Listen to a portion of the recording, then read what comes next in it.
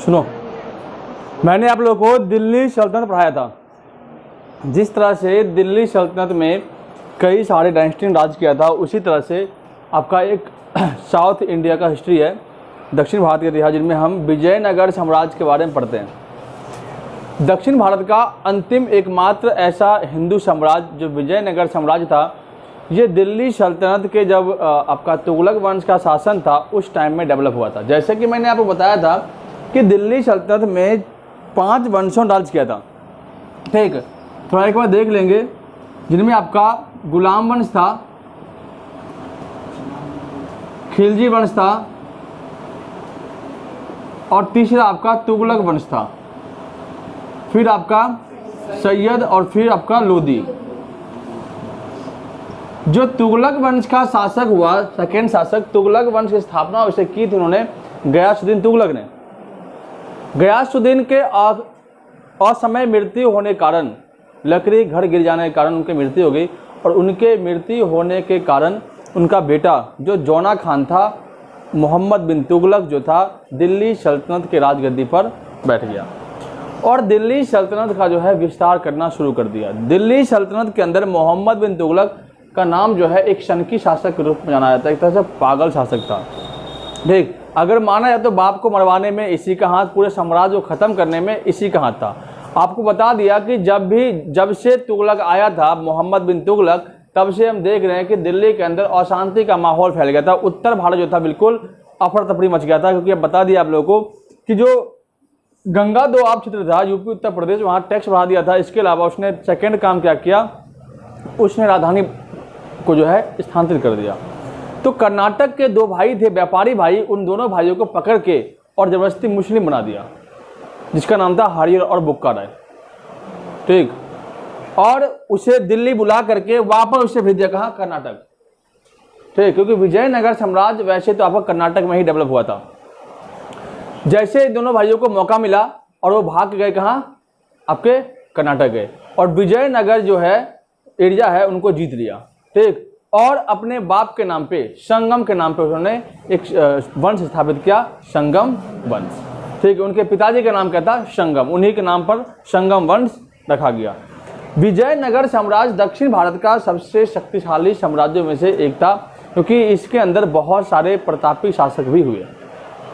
दिल्ली सल्तनत के टाइम में 2 बड़े राज्यों का उदय हुआ, एक आपका विजयनगर और एक आपका बहमनी राज्य। जो बहमनी राज्य था वो एक मुस्लिम राज्य था, और जो विजयनगर था वो एक हिंदू राज्य था। ठीक है, जो बहमनी राज्य था, इनका उदय देखो आपका कृष्णा नदी के ऊपर, और इनका उदय कहाँ पे, तुंगभद्रा नदी के नीचे। ठीक है, हरिहर और बुक्का राय एक भाई थे। इन्होंने दिल्ली सल्तनत के मोहम्मद बिन तुगलक के अशांति और अजीब शासन का फायदा उठा करके इन्होंने क्या किया, सन 1336 में विजयनगर साम्राज्य की नींव कहाँ डाली, तुंगभद्रा नदी किनारे, और संगम डायनेस्टी की स्थापना की। हम देखते हैं कि विजयनगर के अंदर 4 डायनेस्टी राज करता है, संगम, सुलभ, तुलुभ और अरविदो वंश। ये 4 डायनेस्टी ने में राज किया। इनके अधिकतर शासक हम देखते हैं कि 2 ही वंशों का मेन रोल होता है, एक आपका संगम का और एक आपका तुलुभ वंश का। बाद बाकी जितने भी 2 आपके थे, अरविदो और सुलभ वंश, इनका इनमें इतना महत्वपूर्ण योगदान नहीं रहा है। तो हम देखते हैं कि 2 भाई व्यापारी, कहने का मतलब यह है कि 2 व्यापारी भाई के पास इतना माइंडेड था, उन्होंने क्या किया कि गैर मुस्लिम साम्राज्य की स्थापना कर ली, वो भी कर्नाटक में जाकर के। ठीक, तो कहने का मतलब यही है कि कोई भी इंसान किसी से कम नहीं होता अगर वो अपने पर आ जाए तो। आज के टाइम में कहा गया है कि जो इंसान मेहनत करता है, रंग जो है उसी का निखर के आता है। ठीक, बिना मेहनत वाले को कुछ नहीं मिलता। अब एग्जाम्पल में आप कहोगे, एक रिक्शा चालक जो है बहुत मेहनत करता है, लेकिन फल में उन्हें कुछ नहीं मिलता। अगर हम देखा जाए कि उनका बैकग्राउंड कैसा था, क्या उन्होंने एजुकेशन ली, क्या जिस टाइम उनको मेहनत करना चाहिए था उस टाइम उन्होंने मेहनत की, नहीं की। इसलिए मैं कहता हूं कि मेहनत जो है शुरुआत से करो। अगर शुरुआत से मेहनत करोगे तो आगे आने वाले टाइम में आपका जीवन काफ़ी सुखमय बीतेगा। अगर आप समय बीतने के बाद मेहनत करते हो तो फिर आपका टाइम जो है खराब है और आप जो है ऐसे हारते रहोगे।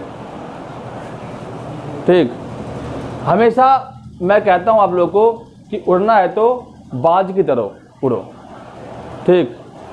तितलियों के सहारे छोड़ दो, तितलियां जो है वो बारिश के समय वो नीचे आती है, लेकिन बाद जो है कितना ही बारिश हो वो बारिश कोई फांद करके ऊपर निकल जाता है। उन्हें पता है कि बारिश जो है हमारा रास्ता नहीं रोक सकता, इसीलिए आपका रास्ता भी बारिश जैसे बहुत सारी विपत्तियां आएगी आपके लाइफ में, वो ना रोको, उनको रोक देख कर चलोगे आपका जीवन कभी सफल नहीं होगा। अगर वो दोनों भाई मुस्लिम धर्म को अपना लिए थे, अगर वो सोच लेते, अगर वो डर जाते, शायद वो विजयनगर साम्राज्य आज स्थापित नहीं होता और ना हम उनके बारे में पढ़ पाते। ठीक, हर एक इंसान के अंदर जो है मेहनत करने की क्षमता होती है, लेकिन हर एक इंसान कर नहीं पाता है क्योंकि बहुत सारे रीजन होते हैं। कोई नहीं, आगे पढ़ते हैं। विजयनगर साम्राज्य में जो मेन रोल निभाया था बुक्का राय, हरिहर, कृष्णदेव राय, इनका बहुत बड़ा रोल होता है और इनमें काफी ज्यादा ही अच्छे अच्छे आपके कवि भी आए हैं, जिनमें आपका तेनालीराम के नाम आपने सुना होगा, उनके किस्से सुनेंगे आपने बहुत बचपन में, बुक में आते थे किस्से। ठीक है, पढ़ते हैं। विजयनगर साम्राज्य के अंदर संगम, शालवंश, तुलभ वंश और अरविदो 4 वंशों ने राज किया है। इन डायनेस्टी का नाम आप याद रखना क्योंकि आपको इस डायनेस्टी से बहुत सारे क्वेश्चन पूछते हैं। तो कई बार पूछ दिया कि तुलुभ वंश का जो शासक था वो पहला शासक कौन था, या सबसे प्रतापी शासक कौन था, या संगम वंश का सबसे पावरफुल जो है शासक कौन था। आप देखते हैं संगम वंश का जो टाइम पीरियड था वो 1336 से लेकर के 1485 तक था। ठीक है, 1336 से लेकर के 1485 तक आपका संगम वंश का राज रहा। संगम वंश का जो पहला शासक था जिसने स्थापना किसने की, हरिहर एवं बुक्का राय। ये 2 व्यापारी भाई थे, व्यापार करने के लिए इधर उधर जाते थे। अब एक व्यापारी आदमी मिल करके एक बड़े साम्राज्य की स्थापना करता है, कितनी बड़ी बात है। राजधानी इन्होंने हम्पी को बनाया। हम्पी जो आपका आज भी कर्नाटक में है, 50 रुपए के नोट देखोगे तो इसमें जो रथ जो है हम्पी के अंदर रथ मंदिर है, पत्थर का रथ है, आपके पास 50 रुपए होगा, उसमें चेक करना नए नोट में। ठीक, इसी के समय हरिहर प्रथम पहला शासक बना, हरिहर फर्स्ट। ठीक, सन 1336 से लेकर 56 तक राज किया। इसी के समय बहमनी वंश के साथ संघर्ष हुआ था। ठीक, किसके साथ, बहमनी कहां था, ऊपर में था, उन्हीं के साथ क्या हुआ, संघर्ष होना शुरू हुआ। इनके मरने के बाद बुक्का राय प्रथम आया। बुक्का राय प्रथम इसने वेदमार्ग प्रतिष्ठापक की उपाधि ली थी। उपाधि से क्वेश्चन आता है कि वेदमार्ग या प्रतिष्ठापक की उपाधि किसने ली थी, तो आपका बुक्का प्रथम ने। इसके बाद हरिहर सेकंड आता है। तो इनका काल इतना महत्वपूर्ण नहीं रहता। हरिहर सेकंड सन 1317 से लेकर के 1404 तक राज करता है, काफी लंबा टाइम रहता है इनका। इसने महाराजा धीराज की उपाधि ली थी। अब ये क्वेश्चन आता है कि महाराजा धीराज की उपाधि लेने वाला शासक कौन था, या हरिहर सेकंड जो था वो किस डायनेस्टी से था, तो संगम डायनेस्टी से था। ठीक है, इसने महाराजा धीराज की उपाधि ली और इसने संपूर्ण विजयनगर साम्राज्य का विस्तार किया। इसने बहमनी राज्य, बेलगाम, गोवा को भी जीत लिया। अब जो बहमनी राज्य के टाइम में इनका विरोध हुआ था, उसी टाइम में आप देखते हैं कि हरिहर सेकंड ने बहमनी राज्य, बेलगाम जो कर्नाटक में था है अभी भी, और गोवा को भी जीत करके विजयनगर साम्राज्य में मिला लिया। इसके बाद देवराय प्रथम 1404 से 1422 तक आता है। इसने नहर निर्माण शुरू करवा दी। इन्होंने क्या किया, तुंगभद्रा नदी इनका जल का एकमात्र स्रोत था। कोई भी साम्राज्य, कोई भी डायनेस्टी स्थापित होता है तो वो किसी न किसी नदी के ऊपर के किनारे ही स्थापित होता है कि उन्हें पानी की कमी ना हो। तुंगभद्रा नदी के कारण ही जो था मेन जो लड़ाइयाँ थी वो तुंगभद्रा नदी थी, क्योंकि तुंगभद्रा नदी जो था वो जो थी बहुत सारे राज्यों को पानी मुहैया करवाती थी, जिनमें विजयनगर साम्राज्य था। तो इनके लेकर के काफी लड़ाइयाँ भी थी। ठीक, तो तुंगभद्रा नदी से बहुत सारे नहर निकाले गए और उन नहरों के माध्यम से पानी को एब्जॉर्ब किया गया और पानी को पहुंचाया गया शहरों तक। और कई शासक तो ऐसे आए जिन्होंने टैंक बनवा दिए। टैंक जैसे हम जलाशय कहते हैं, जलकूप कहते हैं, तरह से टैंक बना करके उन जलाशयों में नहर और नदी अर्थात बारिश के पानी को इकट्ठा कर देते और समय आने पर इन्हीं टैंकों के पानी को यूज करते थे, जिनमें सबसे महत्वपूर्ण 2 तरह के कैनल थे। एक आपका कैनल मतलब हो गया नहर, ठीक है, और टैंक मतलब हो गया आपका जलाशय। एक कैनल था आपका हिरिया कुंड कैनल, ठीक, और एक कैनल था कमलपुरम जलाशय था ये कमलपुरम, जो विजयनगर के राजधानी में स्थित था। ये से जो है उनके यहाँ पे पानी की मुहैया करवाई जाती थी। इसके बाद हम देखते हैं आगे कि निकोलस कॉन्टी इटली का निवासी था। निकोलस कॉन्टी कौन था? इटली का निवासी था, जो आया था कहां पे? विजयनगर साम्राज्य में आया था, विजयनगर को पढ़ने के लिए। तो उसके बारे में पूछा जाता है कि निकोलस कॉन्टी जो था किसके टाइम में आया था? देवराय सेकंड के टाइम में आया था। और ये कहां का रहने वाला था? इटली का रहने वाला था। अब आते हैं देवराय सेकंड के बारे में। 1422 से 1446 तक इनका शासन रहता है। इस वंश का प्रतापी शासक देवराय था। इसी के समय एक फारसी यात्री अब्दुल रज्जक आता है। एक फारसी यात्री होता है अब्दुल रज्जक, ये आता है और अपनी पुस्तक लिखता है। उस पुस्तक में बताता है कि विजयनगर का जो साम्राज्य था वो किलेबंद था। किलेबंद अर्थात फोर्ट के अकॉर्डिंग बनाया गया था उसको। किलेबंद इतने बेहतरीन रूप से किया गया था कि जोड़ने के लिए किसी मिट्टी या गारे का प्रयोग नहीं किया, बल्कि पत्थर को इस शेप में काटा कि पत्थर से पत्थर को जोड़ करके दीवारें खड़ी कर दी और 7 तरह के दुर्ग बनाए। 7 दुर्ग में पहला जो उसका दुर्ग था वो पहाड़ों से घेर के बनाया गया था। ठीक, अगर कोई अटैक करेगा तो पहले उन्हें पहाड़ पर चढ़ना पड़ेगा। पहाड़ चढ़ करके दीवारों से अटैच कर दिया था, पहाड़ों से। पहाड़ों को जो है जो दीवारें थी उनको पहाड़ से मिला दिया था। तो पहले पहाड़ चढ़ेगा, फिर जाकर के दूसरे में आपका खाली मैदान था, तीसरे में बगीचा ही बगीचा था, तीसरे किले में। ठीक, चौथे में एक तरह से राजा का घर, राजा का पूरा किला था। 5वें में सैनिक, 6ठे में आपके जितने भी मार्केट बाजार होता है वो, और 7वें में जो आम जनता थे वो सब थे। तो 7 भागों में किले को उन्होंने डिवाइड कर रखा था। इतना बेहतरीन रूप से साम्राज्य को स्थापित कर रखा था। और ये लिखा किसने? अब्दुल रज्जक ने अपनी पुस्तक में लिखा था। तो अब्दुल रज्जक किसके टाइम में आया था? तो देवराय सेकंड के टाइम में आया था। विजयनगर का मैप आपने देखा होगा कि यही आपका कर्नाटक, तुंगभद्रा नदी और विजयनगर। बहमनी राज्य आपका कृष्णा के ऊपर में है।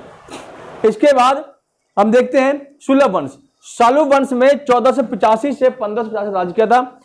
इसकी जो शासक होता है, इनका संस्थापक होता है वो सालुब नरसिंह होता है। इनमें इतना ही पढ़ना है, सालुब नरसिंह इनका शासक होता है। तुलु वंश का हम देखते हैं 1505 से 1570 तक जाता है। काफी बढ़िया टाइम पीरियड होता है इस वंश का। जितने ही वंश थे इनमें सबसे महत्वपूर्ण वंश आपका यही होता है। ठीक, अब हम देखते हैं संस्थापक आपका वीर नरसिंह। इसके मरने के बाद इनका भाई आया कृष्णदेव राय। कृष्णदेव राय 1509 से लेकर 1529 तक राज करता है। कृष्णदेव राय एक ऐसा शासक था जिन्होंने पूरे गोलकुंडा, बहमनी राज, बीदर, बरार सभी राज्यों को, उड़ीसा तक को जीत लिया था। किसी भी मुस्लिम शासक की हिम्मत नहीं थी वो कृष्णदेव राय से टक्कर ले सके। तो इसके बारे में बाबर ने लिखा, अपनी कीर्ति में लिखा कि दक्षिण भारत में सबसे प्रतापी शासक आपका कृष्णदेव राय, सबसे प्रतापी शासक कृष्णदेव राय।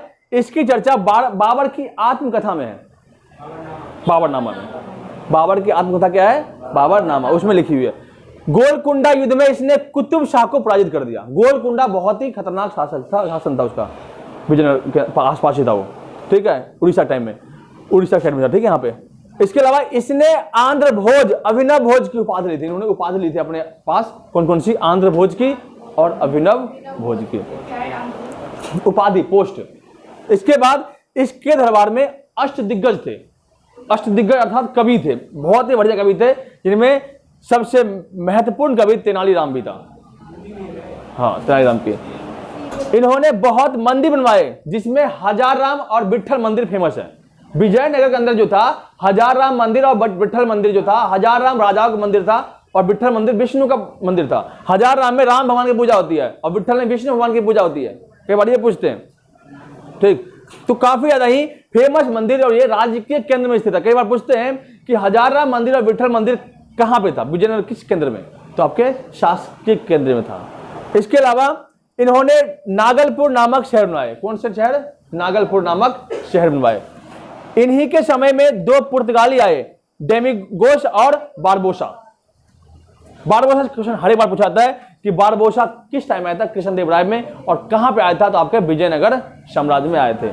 ठीक है, नोट करने वाली बात यह है कि इस वंश का जो है अंतिम 1529 में इसका शासन खत्म हो जाता है। इसके बाद इसका बेटा आता है, वो इतना महत्वपूर्ण शासन नहीं करता है, और इसके अंदर एक शासक आता है सदाशिव राय, वो बहमनी राज्य के साथ युद्ध कर लेता है। बहमनी राज्य क्या करता है कि सारे मुस्लिम राज्य को इकट्ठा करता है, और तालीकोटा के मैदान में सदाशिव राय और उसके जो सेनापति था उन सबको मार करके 1565 में तालीकोटा के मैदान में इसको खत्म करता है, और विजयनगर साम्राज्य के वहीं से भी अंत होना शुरू होता है। और अंतिम जो वंश बनता है इनका अरविदो वंश था, संस्थापक आपका तिरुमल और राजधानी पेनकोड़ा। बस यही है। इसके बाद हम इसके महत्वपूर्ण बिंदु देखते हैं, जिनमें कई बार आता है कि महानवमी डिब्बा क्या होता है। महानवमी डिब्बा एक तरह से मंच था, ठीक, ये मंच के रूप में काम करता था, अर्थात एक ऐसा मंच जो शासकीय केंद्र में स्थित, यहाँ पे राजा सभा आयोजन करते थे। अब इसका नाम महानवमी इसलिए रखा गया क्योंकि यहाँ पे सितंबर और अक्टूबर के 9 दिन के नवरात्रि के त्योहार मनाए जाते थे। ठीक, त्योहार कौन सा? दुर्गा पूजा का त्योहार। ठीक, ये त्योहार काफी ज्यादा ही फेमस होता था, और इस त्योहार में हम देखते क्या थे कि जो है बड़े बड़े लोग विदेश से आते थे त्योहार को देखने के लिए। इसके बाद इन यहाँ पे भैंसों की बलि होती थी। इसके अलावा लोग कुश्ती का आयोजन करते थे, कबड्डी खेल होता था, और जीतने वाले को उपहार भी दिए जाते थे। अशुभ की पूजा होती थी। तो महानवमी डिब्बा का बहुत बड़ा रोल आता है। अब जब आप कभी पीछे से एग्जाम दोगे तो महानवमी डिब्बा के बारे में क्वेश्चन पूछता है, और 12वीं के बुक में आपके एनसीईआरटी बुक में महानवमी डिब्बा के बारे में विस्तार पूर्वक से चर्चा की गई है। अब ये विजयनगर साम्राज्य में जो सबसे महत्वपूर्ण बात यह है कि यहाँ की जो सैनिक व्यवस्था थी बहुत ही महत्वपूर्ण थी। तो इससे भी कई बार क्वेश्चन यहाँ से जुड़ जाता है। सैनिक व्यवस्था में देखते हैं हम मेन रूप से 2 तरह की सैनिक कमांड को बनाया गया था। एक सैनिक कमांड था आपका नायक, और एक आपका अमर नायक। नायक और अमर नायक। अब ये 2 तरह, जैसे हमारे यहाँ पे 3 तरह की मिलिट्री है ना, जल सेना, थल सेना, वायु सेना, तो यहां पर भी 2 तरह के सैनिक थे, एक नायक और एक अमर नायक। नायक जो था वो किला जो होता है ना फोर्ट, इस फोर्ट के बाहर रह करके उपजाऊ भूमि की तलाश करता था और अपने पास मजबूत सेना रखता था, और ये जो है जितना साल भर में कमाता था वो साल भर में एक बार राजा को भेंट भी देता था। लेकिन अमरनायक जो सैनिक प्रणाली था ये राज्य के अंदर रह करके टैक्स वसूल करके राजा को टैक्स देता था, उसका आधा भाग, और आधे भाग में से आधे भाग को मंदिर में खर्च, घुड़सवारी में खर्च करते थे, और जो बचता था वो अपने लिए रखता था। तो विजयनगर साम्राज्य में नायक और अमरनायक प्रणाली 2 महत्वपूर्ण जो थे, क्या थे आपके सैनिक प्रणाली, सैनिक सिस्टम थे। ठीक है, ये आप ध्यान रखना। इसके बाद कहा गया है कि विजयनगर साम्राज्य में जल की आवश्यकता को किस प्रकार से पूरा किया गया था, क्योंकि जल की बहुत बड़ी समस्या थी, किल्लत थी वहां पे। तो जल की समस्या को पूरा करने के लिए वहां बहुत सारे कैनल बनाए गए थे और बहुत सारे टैंक बनाए गए थे। उन टैंकों में क्या करते थे, बारिश के पानी, नहरों के पानी, नदियों के पानी को इकट्ठा करके, और जब समय आता था तो समय समय पर उन पानियों को टाइम पे निकाल करके उनका यूज किया जाता था नालियों के माध्यम से। इस प्रकार से विजयनगर साम्राज्य का एक टॉपिक और बचा हुआ है, वो मैं अगली क्लास में कंफर्म करूंगा। ठीक है।